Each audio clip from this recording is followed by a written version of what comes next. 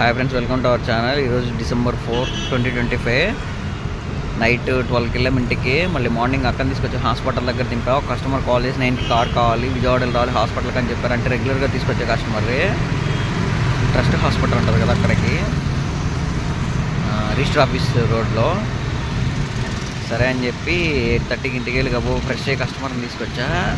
2 days అవుతుంది car wash చేయగా. అంత మురికే అంతే. వీడియోలో అంత క్లారిటీ కనిపించట్లా, బయట చూడటానికి మాత్రం చాలా చండాలంగా కనబడుతుంది. ఇప్పుడు మళ్ళీ కస్టమర్ని తీసుకుని ఇంటికి వెళ్ళిపోతా. ఇంటికి వెళ్ళిపోయిన తర్వాత కారు నీట్గా వాష్ చేసుకుని మళ్ళీ వస్తా. ఈరోజైతే మా ఊరు నుంచి అప్ అండ్ డౌన్ అనమాట విజయవాడ. మా ఊరు నుంచి విజయవాడ వస్తే 2 hours వెయిట్ చేస్తే 1500 to 1600 ఇస్తారు. అలా కాకుండా ఇంకా కొంచెం ఎక్కువ, లంచ్ టైం కూడా అయిపోయి ఎక్కువ వెయిట్ చేస్తే 2000 ఇస్తారు. మ్యాక్సిమం ఈ కస్టమర్ని దింపేసి కార్ వాష్ చేసుకొని మళ్ళీ నైట్ వచ్చి లాగిన్ అవుతా. ఎందుకంటే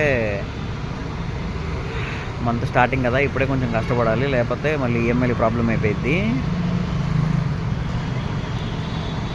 evening Ola Uber Rapido login అయిన తర్వాత బుకింగ్ స్టేటస్ చెప్తా. Thank you watching my video. Present అయితే గాయత్రి నగర్ నియర్ ఉన్నా అనమాట. మ్యాక్సిమం ఈ Gayatri Nagar side airport bookings పడతాయి. మ్యాక్సిమం క్యాబ్స్ అన్నీ ఈ ఫ్లైఓవర్ కిందే పెట్టుకుని కూర్చుంటారు.